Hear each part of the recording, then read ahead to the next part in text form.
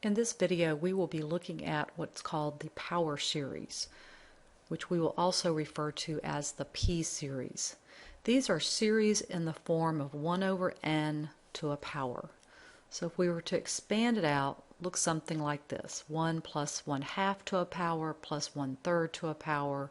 Keep going as long as that power is greater than 0.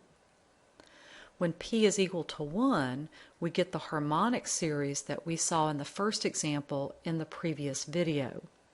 That harmonic series expands out to be 1 plus 1/2 plus 1/3 plus 1/4 and so forth, and we found out that that series diverged using the integral test.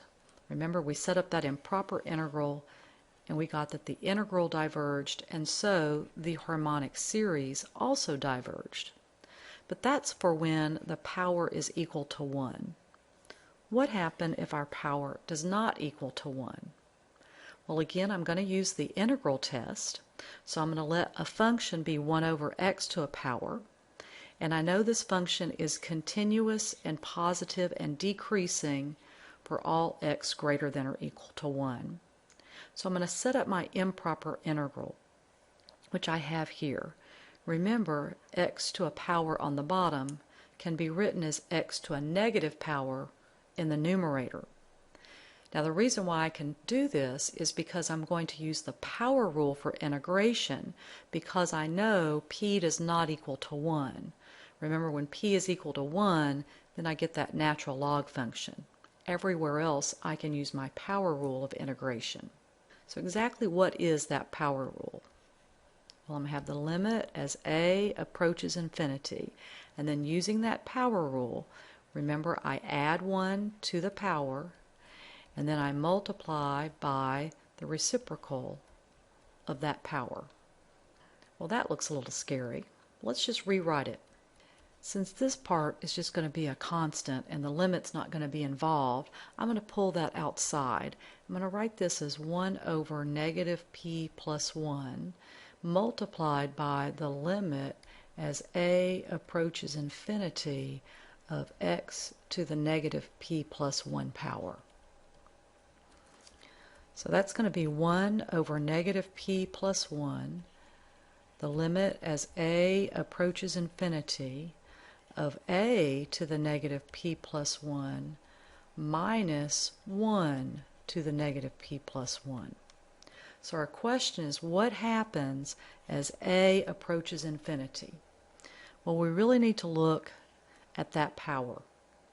This limit is only going to exist if negative p plus 1 is negative. Now think about that.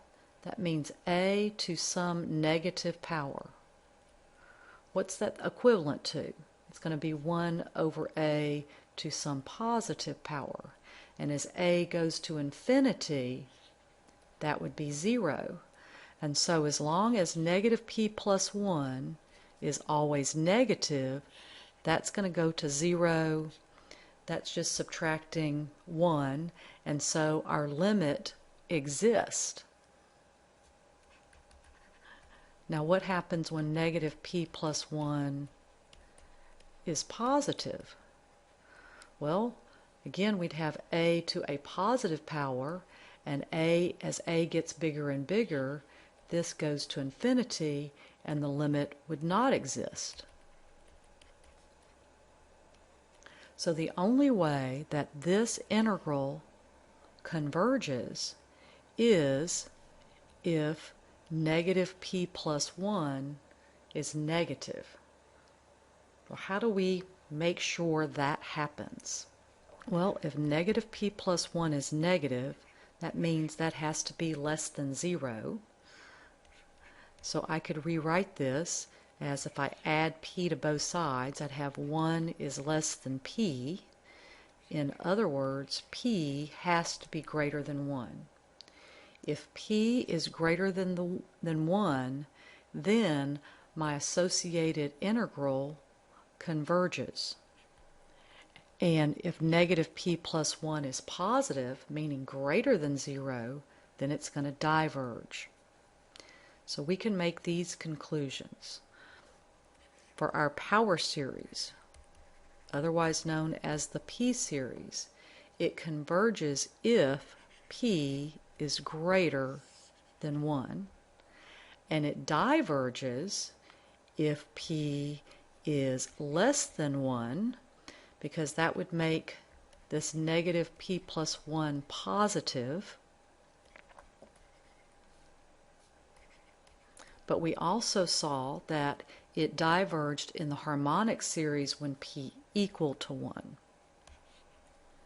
So we really need to be able to identify a P-series, not be confused with geometric, and know when it converges and diverges. So let's see if we can apply some of our rules that we've learned, meaning we could use the geometric series test, the telescoping test, the nth term test, we have the integral test, and now we have the P-series test. You have to think about all of those and when does each apply to each problem. So let's look at this example. Does it look geometric? No. Does it look telescoping? No. What about the nth term test? Well, let's see. The limit as n approaches infinity of 1 over 2n minus 1. Well, that equals to 0, so that fails. Remember, the only time the nth term test applies is when that nth term does not go to 0. So this fails. P-series. Well, I certainly don't have anything in this form of 1 over n to a power. So the only thing I have right now is my integral test. So let's use that. So the first thing using the integral test, I'm going to let f of x be my function in terms of x for x greater than or equal to 1.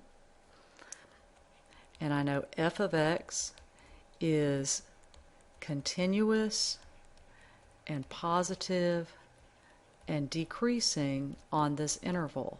And I have to be really careful about that because it's not continuous at x equals a half. Right there, that denominator, that would give me a vertical asymptote at 1/2.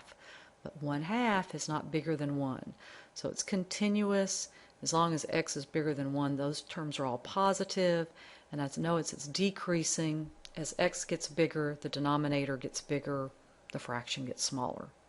Okay, so now I can say, let's take the limit as a approaches infinity. Let's do that integration. So that's going to be 1/2 times the natural log of 2x minus 1. Just your natural log rule, let that be u. du is 2, so that's where this 1/2 comes from. And so if I have the limit as a approaches infinity of 1/2 times the natural log of 2a minus 1 minus 1/2 times the natural log of, let's see, if I put in 1, that's going to be 2 minus 1 of 1. So what happens as a approaches infinity? The natural log of something really huge approaches infinity. So this limit does not exist. So we can therefore say our series diverges because of the integral test. So just another thing to practice. Right, let's look at number 5. Right, is it geometric? Now remember, geometric is some number raised to a power. Okay, not hashtag, but number. Where a P-series is 1 over n raised to a power. Well, number 5 looks very similar to a P-series, but what about that 3? Well, just like an integral, we can take that 3 outside the sigma, so we could write this as 3 times the series of 1 over n to the 5/3 power. And then I know this is a P-series where P equals 5/3. I know that's greater than 1, So I can then conclude that the series converges because of the P-series test. Look at how you have to write down your reasonings and your conclusions. That's very important when working these problems. Okay, what about number 6? Is that a P-series? Well, I've got 1 over n to a number. That's pi. Okay, that's the same as writing this as 1 over n all raised to the pi power. Well, that's definitely a P-series. Pi is greater than 1, so therefore the series converges because it is a power series.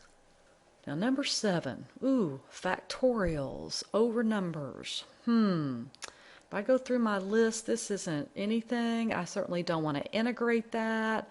But what about that nth term test? The limit as n approaches infinity of my terms. What is this? Well, if you recall, factorials grow much faster than powers.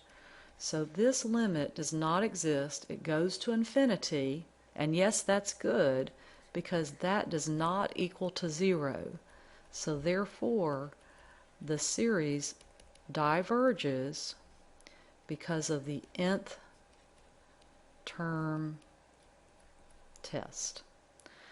So again, as you are going through these problems, make you a list mentally or actually write it out and think about what all types of series do we have so far. And yes, we're going to have a few more tests, but so far we have the geometric test, the telescoping test, the nth term test, the integral test, and the P-series test. You need to know when each of these converge, diverge, what's it a test for. Keep studying.